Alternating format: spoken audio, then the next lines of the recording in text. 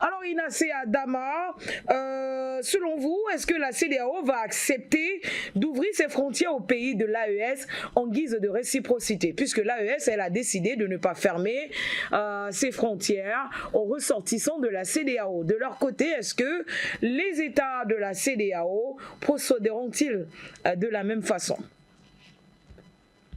Merci pour la question.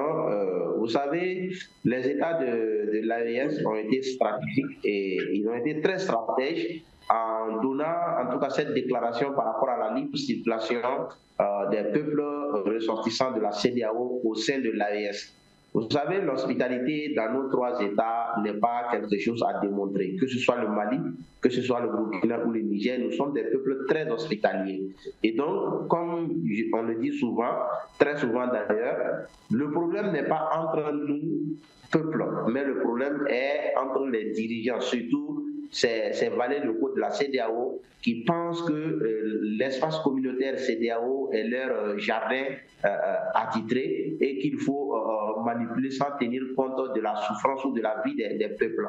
Maintenant que les États de l'AES ont ouvert les frontières et acceptent les échanges sans encombre avec les peuples de la CEDEAO, ben c'est un piège qu'on a tendu au chef d'État de la CEDEAO, puisque ils étaient là avec leurs menaces, leurs embargos, leurs questions de visa, jusqu'à ce que le Sénégal ne reconnaisse pas la carte Nina qui a été désignée comme la pièce d'identité unique aux trois États.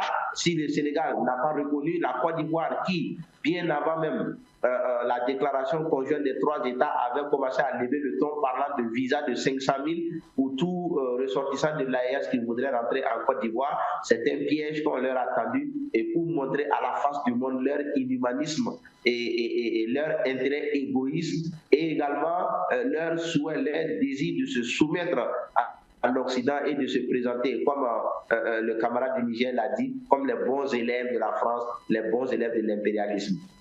Maintenant, est-ce qu'ils vont accepter également ouvrir leurs frontières? Je pense que quelque part, ils n'ont pas le choix. Vous voyez, tous ces États reliquats de la CEDEAO ont tous un littoral et donc ils ont tous un port qui fonctionne d'ailleurs par l'exploitation des États de l'AES en faisant transiter leurs marchandises et tout par ces ports-là. Vous avez dû remarquer que ce soit le Sénégal, que ce soit la Côte d'Ivoire, le Togo ou autre, s'ils décident de fermer les frontières aux États de l'AES, ben, le Bénin est bien indiqué pour montrer l'exemple palpable par rapport au Niger. Le Sénégal est bien indiqué pour montrer l'exemple palpable par rapport au Mali. Ils n'ont pas le choix, ils ne peuvent pas fermer leurs frontières sous peine de s'écrouler économiquement. Parce que entre eux, vous savez, même pour avoir la viande en Côte d'Ivoire, il faut noter que c'est le Mali, le Burkina et le Niger qui les ravitaillent en bétail pour leur permettre d'avoir de la viande. Certes, ils élèvent, mais ils n'ont pas assez de bétail pour se faire ravitailler en viande. Et il y a beaucoup d'autres échanges qu'il y a entre la CEDEAO et les États de l'AES qui ne peuvent pas être interrompus, quelle que soit leur volonté de stopper l'élan de l'AES, mais c'est un couteau à double tranchant, puisque en voulant faire du mal à l'AES, ils se font du mal à eux-mêmes. Je me rappelle une fois où Alassane Dramane Ouattara avait décidé de ne pas exporter la banane plantée au Burkina Faso, au Mali et au Niger, ben, c'est le peuple qui s'est levé tout en filmant, en mettant sur les réseaux sociaux leurs bandanes qui pourrissaient dans leurs mains et qui interpellaient Ado de les laisser commercer avec les États de l'AES.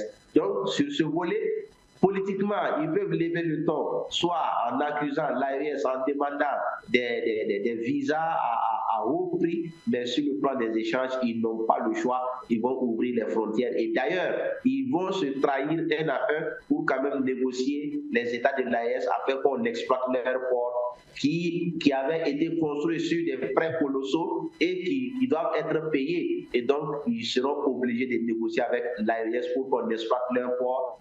Ils seront obligés de négocier avec l'AES pour qu'on puisse échanger parce qu'ils ne peuvent pas économiquement tenir jusqu'à ce que l'AES aussi participent à ces échanges-là. Et d'ailleurs, vous allez constater que les données économiques de ces derniers temps, ces États-là sont vraiment en chute libre, et comme leur parrain la France qui est également en chute libre. Merci. Merci également à vous, Nestor. Pourquoi je parle toujours de Nestor à chaque fois alors que c'est Inassi Adama? Alors, Ibrahim Nayo, est-ce que Younous Soumaré est là? Oui, je suis là, je vous écoute, madame. Ok. Alors, Younous Soumaré, je vais vous poser la même question que j'ai posée à Inassi Adama tout à l'heure. Pensez-vous véritablement que la CEDEAO ouvrira tout aisément ses frontières aux ressortissants de l'AES tels que ces derniers l'ont annoncé il y a de cela quelques jours, que les ressortissants de la CEDEAO pourront circuler librement sur le territoire des pays de l'AES? Oui, effectivement, madame, pour revenir dans les années 2019, moi j'étais dans un de ces pays de la CEDEAO, c'est un pays voisin. Il n'y a que le fleuve qui nous sépare. J'arrive là-bas au contrôle, Nina. Alors, en ce moment, on regarde, on dit que bon, on met ça de côté. Bon, je suis resté tranquille. Il y a un monsieur qui était venu de la France. Il est ressortissant de ce pays, mais il a la nationalité française. Il donne son passeport. Alors maintenant, lui, dès qu'il montre son passeport, c'est un passeport français, on le remet. Et quant à moi, qui est de la CEDEAO, on met ma carte de côté. Alors je demande pourquoi. Il me dit de payer une somme de 2000. J'ai dit, mais je suis dans l'espace de CEDEAO. Il dit que mais il faut comprendre, ça ce sont des hommes politiques qui disent ça. Alors madame, je t'ai dit que je te contraint de payer 2000 francs pour pouvoir maintenant pour me remettre ma carte. Et donc, si aujourd'hui, par exemple, nous sommes de l'AES et que ce genre de choses reviennent, vraiment, c'est une honte. Et c'est une des raisons aussi que nos chefs d'État et nos ministres des Affaires étrangères ont anticipé en disant que non, parce que nous sommes vraiment tous des frères. Donc, ils ont maintenant donné la balle, ils ont laissé la balle dans le camp de la CEDEAO, de voir, parce que la CEDEAO, vous savez, cette CEDEAO, elle a foutu les doigts dans ses yeux. Cette CEDEAO, bien avant que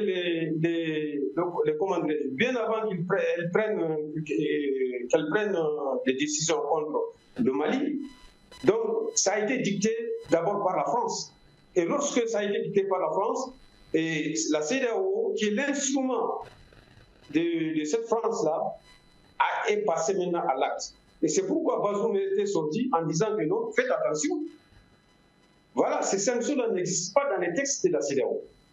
Donc, cela donne au pouvoir vraiment une bonne position à l'AES, vraiment de dire que non, attention, dans quel CEDEAO nous sommes. Alors, en tant que membre, nous avons pris nos responsabilités. Nous avons dit que bon, comme c'est ainsi, l'AES a dit que non, purement, simplement nous sortons. Parce que la déclaration a été donnée par Bazoum devant leur maître, qui est Emmanuel Macron, en disant que non, écoutez, les sanctions n'existent pas dans nos textes. Donc, mais ils ont appliqué. C'est pourquoi j'ai dit qu'ils ont foutu les doigts dans les yeux. Donc, laissons ça de côté. Revenons maintenant à l'actualité. Donc, lorsqu'on sortait, nous étions dans l'Alliance. Mais aujourd'hui, nous sommes dans la Confédération. Alors, au moment où la réponse va venir, peut-être que nous serons dans la Fédération aussi. Voilà, donc c'est-à-dire qu'ils sont en retard par rapport à la prise de décision. Elle ne peut pas prendre une décision dans la CEDEAO parce qu'elle s'est donné 6 mois pour maintenant contacter son maître qui est la France. Et maintenant, lorsque la maîtresse maintenant va leur dire que non, mais écoutez, passez, donne des orientations, c'est en ce moment maintenant que la CEDEAO française maintenant va essayer de comprendre que vraiment elle a foutu les doigts dans les yeux. Voilà. Merci à vous, Younous Soumaré.